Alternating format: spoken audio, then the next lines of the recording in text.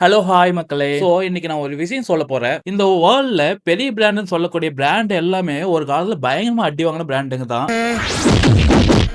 இன்னைக்கு நம்ம daily use பண்ற பிராண்ட்ஸ் எல்லாமே நம்ம சைல்ட்ஹுட்ல, நம்ம ஸ்கூல் லைஃப்ல, நம்ம காலேஜ் லைஃப்ல கனெக்ட் ஆயிருக்கும். ஆனா பாருங்க, ஒரு சின்ன மிஸ்டேக், ஒரு ஈகோ டிசிஷன், ராங் டைமிங் போதும் ஒரு க்ரோர் வேல்யூ இருக்கிற பிசினஸும் க்ளோஸ் ஆக போகும். இன்னைக்கு நான் சொல்லப் போற பிராண்ட்ஸ் எல்லாம் அது எப்படி இவங்களுக்கே நடந்துச்சுன்னு சொல்லிட்டு நீங்களே நினைப்பீங்க. வீடியோ ஃபுல்லா பாருங்க. லாஸ்ட்ல ஒரு இம்பார்ட்டன்ட் லெசன் இருக்கு. இப்ப நம்ம ஃபர்ஸ்ட் பார்க்க போற பிராண்ட் நோக்கியா.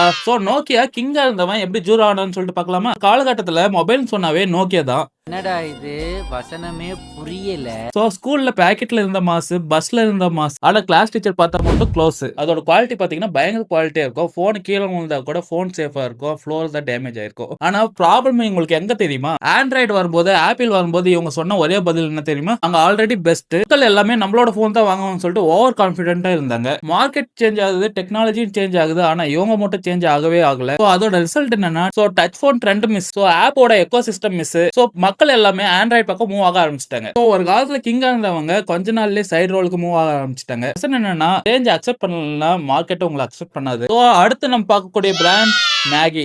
மேகியோட லைஃப் 2 மினிட்ஸ்ல எப்படி மாறுச்சுன்னு சொல்லிட்டு பார்க்கலாமா? மேகி இந்த பேர் சொல்லும் போது எல்லாத்துக்கும் ஒரு எமோஷன் வருது இல்ல? அந்த எமோஷன் கிடையாது. ஸ்கூல்ல இருந்து, ஹாஸ்டல்ல இருந்து லேட் நைட் பசிக்கும் போது Maggi equal to life. Maggi ready ஆகுது பாத்தீங்கன்னா 2 மினிட்ஸ்ல ரெடி ஆயிடும். ஆனா அது சாப்பிடறதுக்கு 10 மினிட்ஸ் ஆகும். அப்படி இருந்த பிராண்டுக்கு என்ன ஆச்சுன்னு சொல்லிட்டு பார்ப்போமா?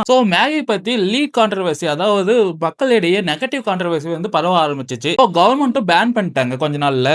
ஷாப்பும் எம்டி ஆயிடுச்சு. குழந்தைங்க எல்லாம் அழுவ ஆரம்பிச்சிட்டாங்க, பேரண்ட்ஸ் எல்லாம் ஹாப்பி ஆயிட்டாங்க.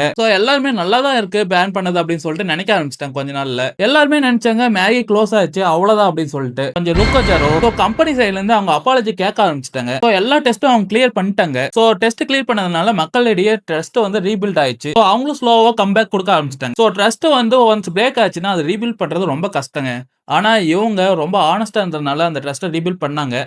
ஆனஸ்டா இருந்தா எதா இருந்தாலும் பாசிபிள். காய்ஸ், அடுத்து நம்ம பார்க்கக்கூடிய பிராண்ட் என்ன தெரியுமா? Cocoa Cola. இவனோட ஸ்டோரி கொஞ்சம் இன்ட்ரெஸ்டிங்காவே இருக்கும். கோக் கம்பெனி ஒரு டைம்ல என்ன பண்ணுச்சு தெரியுமா? ஓல்டு கோக் டேஸ்ட் ரொம்ப ஓல்டு ஃபேஷன் சொல்லிட்டு டேஸ்ட் மாத்துனாங்க. நியூ கோக்னு சொல்லிட்டு ரிலீஸ் பண்ணாங்க. மக்கள்லாம் ஒரு சிப் எடுத்தோன்னே என்ன தெரியுமா சொன்னாங்க? மச்சி, இது கோக் இல்லடா. பப்ளிக் எல்லாமே ப்ரொடெஸ்ட் பண்ண ஆரம்பிச்சாங்க. கம்ப்ளைண்ட் நிறைய வந்துச்சு. சேல்ஸும் டவுன் ஆயிடுச்சு. கம்பெனிக்கு இது ரொம்ப ஷாக்கான விஷயமா இருந்துச்சு. லாஸ்ட்ல என்ன தெரியுமா பண்ணாங்க? திரும்பவும் ஓல்டு கோக்கை கொண்டு வந்துட்டாங்க. எப்பவுமே old is gold. Old coco வந்தோடனே பீப்புளும் ஹாப்பி ஆயிட்டாங்க. கஸ்டமர் டேஸ்ட்டை விட உங்களோட ஈகோ பெருசுன்னா உங்களோட கம்பெனி டிசாஸ்டர் தான். அடுத்து நம்ம பார்க்கக்கூடிய கம்பெனி KFC. 1000 டைம்ஸ் ரிஜெக்ட் ஆன சக்சஸ். இந்த ஸ்டோரி ரொம்ப மோட்டிவேஷனலா இருக்குங்க. KFC யோட ஃபவுண்டர் கொலினல் சாண்டர்ஸ் ரெசிபி எடுத்துட்டு போய் ஹோட்டல்ல காமிச்சாரு. Result reject.